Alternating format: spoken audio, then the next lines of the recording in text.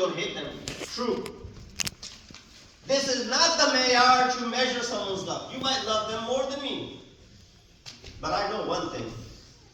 That along with this love, I also know that imams are happy and excited, and they're pleased when I show grudge and hatred towards their enemies.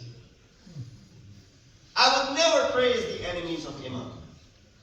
I would never equate. I would never go ahead and give them a free pass. Let's take the, benefit of the doubt.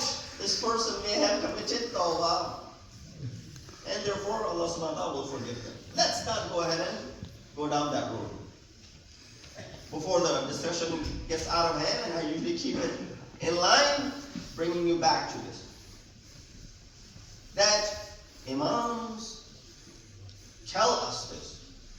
That if you are the Shia, your kirdar and your behavior and your character should align with what imams are telling you. So the third category of muhabbat is what? Through your actions, through your af'al, through your amal.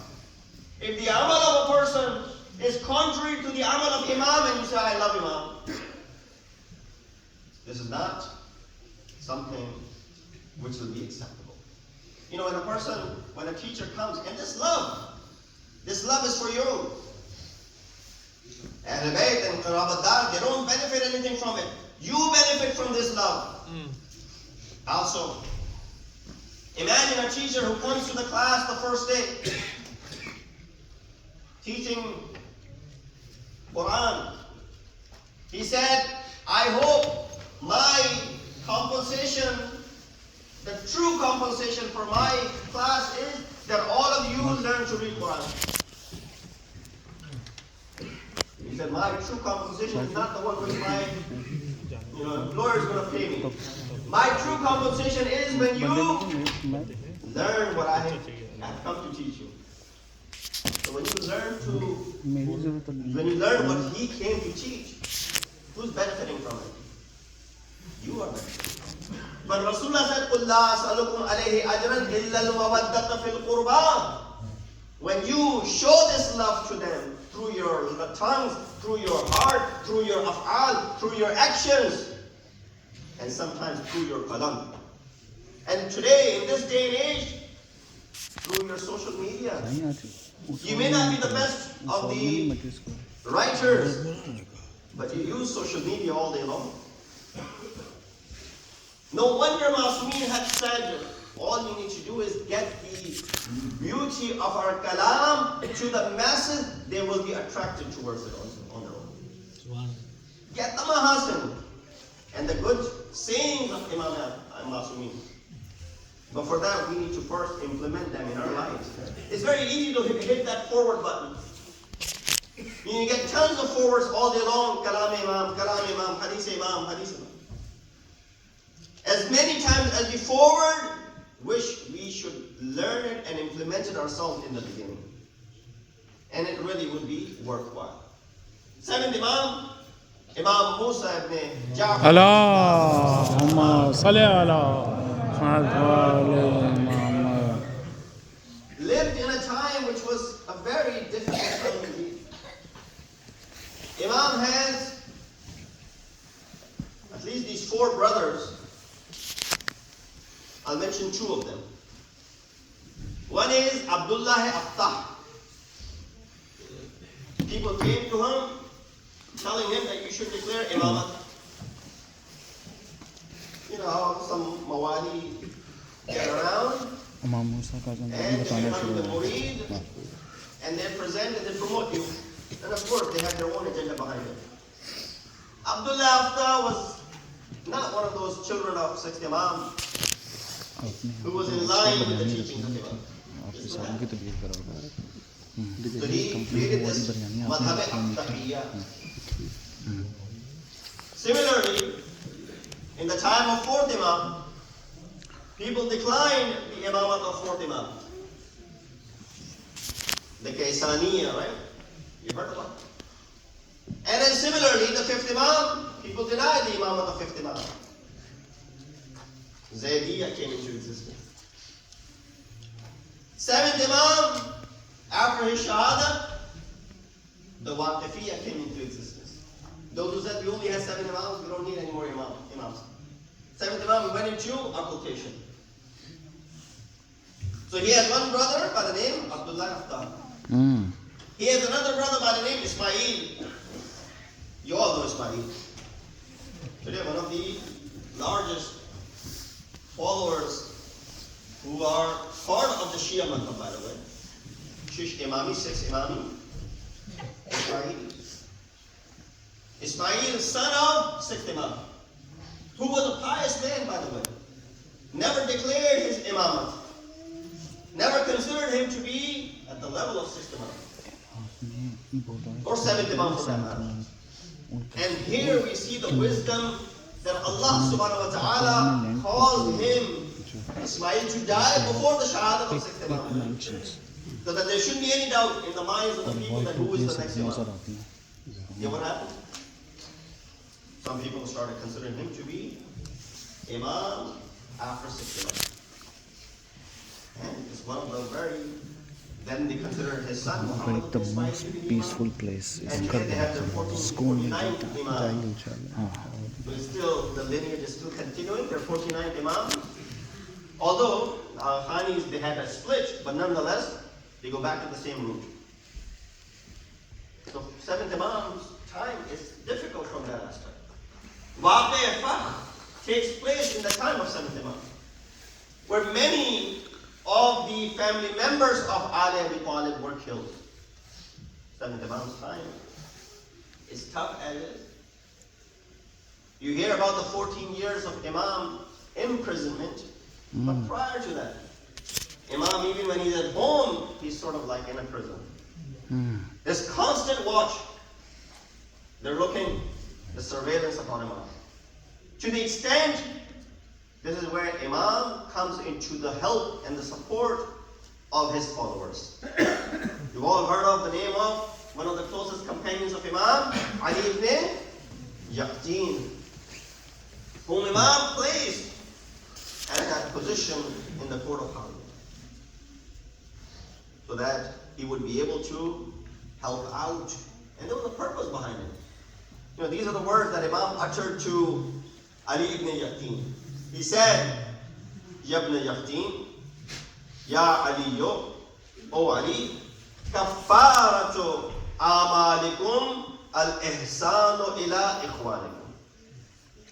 And the kafara and the compensation for the work that you're doing in the court of Harun, ila ikhwanikum, I'll tell you what I'll guarantee for you. Imam said, Udman or idman li wahidatun, idman li wahidatan, you promise one thing to me, wa admana laka thalathan, and I'll promise 3 things back to you. Imam is, you know, Kareem. And especially our 7th Imam, one of his titles is Kareem. He's Bab al-Hawaii. He's Kareem, Jaleel, and Bara. These are the 3 titles that are mentioned exclusively for 7th Imam. Kareeman, Jaleelan, Bara'an. So he's Kareem. He says what? Ya Ali kafaratu amalikum al-ihsanu ila akhwanikum. The kafara for your amal is what? Ihsan. What is the kafara? You're working for our enemy. Working for the enemies of Ma'soom, Imam al-Ma'soom is not permissible. It's not allowed. But because you're working, you have to pay kafara. What is the kafara? Al-ihsanu ila akhwanikum. That you should treat your brethren with ihsan. And then Imam said on top of that, now you're doing kafara. For example, you break a fast, you pay the kafara. You're done, right? Imam said, no, on top of that, I'll add 3 more things. This is the Kareem ibn Kareem. That's why Imam's sister, Imam's daughter, is also known as Kareema Ahl-e-Bait. Bibi Masuna Qum. Imagine 17 days she spent in the city of Qum, which is now the Mecca of the Islamic institutions and education. That's the barakah. This is the barakah. What are these 3 things? Let me go through this quickly. Admin laka thalathan. Admin li an la talqa ahadan min awliya'ina إِلَّا قَضَيْتَ حَاجَتَهُ. Guarantee one thing for me, that promise me that when you meet one of the followers and the friends of ours, you will fulfill their needs and honor them. You are sitting in as an advisor, as a vizier to the Khalifa of the time, king of the time. Because it wasn't really Khilafah, it was Mulukiya basically. You're sitting with the king. So you have a lot in your possession. What are you going to do? Whenever you see one of our mawali and our followers, you're going to go ahead and show graciousness towards them, honor them, and fulfill their needs. He says, إِلَّا قَضَيْتَ حَاجَتَهُ وَأَكْرَمْتَهُ وَأَدْمِنْ لَكَ أَنْ لَا يُذِلَّكَ سَقْفُ سِجْنٍ أَبَدًا. That's all I ask you.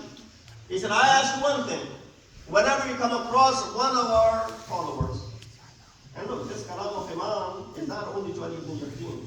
This kalam of Imam to all of us.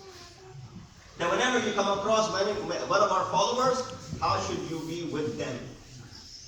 He said, you should honor them, you should respect them, and you should fulfill their hajat.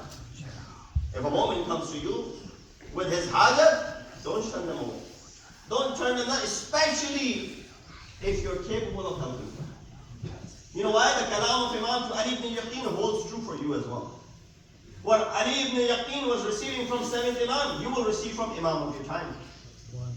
That's the dhamanat that is being given. And the dhamanat made by Imam Masoom is not in vain. So Imam said, you do this one thing for me. I'll do these 3 things and I'll guarantee these 3 things for you. What are the 3 things? In return, I promise you the following. Allah yudhillaka saqfu sijnin abadan. You will never be under the shadow of a prison. Meaning what? You'll never go into a prison. You know who's guaranteeing Ali ibn Yaqeen that he will never step into a prison? The one who himself spent 14 years in the prison. Oh. Imagine. He said, I guarantee that you will never put a step into a prison. وَلَا يَنَالَكَ حَدُّ سَيْفٍ أَبَدًا. The sword will never harm you. The sword will never reach your neck. وَلَا يَدْخُلَ الْفَقْرُ بَيْتُكَ أَبَدًا. And poverty will never strike your house. You just got to do one thing for me. Take care of my followers. Look at the love first Imam has for his followers. And he's guaranteeing these 3 things to Ali. He said, Ya Ali, man sarra mu'minan, fabillahi bada'a, wa bin nabiyyi tanna, wa bina kharafa. He said, whoever makes a mu'min happy, first it reaches Allah subhanahu wa ta'ala, then it reaches Nabi at the 2nd stage, then it reaches us, the Imams of Ahl-e-Bait. Subhanallah. So don't undermine what you're doing, O Ali. Ali ibn Yaqeen, indeed, Imam took care of it. There were times, of course, Ali ibn Yaqeen was performing the salat and psalm and wudu the way Imam had taught him. But then one day Imam sends him a message. He says to him, Oh Ali ibn Yaqeen, from now on, start doing wudu the way the hukumat does. Start praying the way they pray. He said, why Mola? Of course, he didn't say, why Mola? Because they were the companions who never questioned Masoom. He started doing it. He said, Imam told me to do wudu the way they do wudu. Imam told me to start folding my hands while I'm praying. Let alone that Harun had sent people to check out because someone had complained that Ali ibn Yaqeen is a Shia. He's a close companion of Moosa ibn Ja'far, and he helped out the followers. So let's keep an eye on him. They started spying on him to see if he was Shia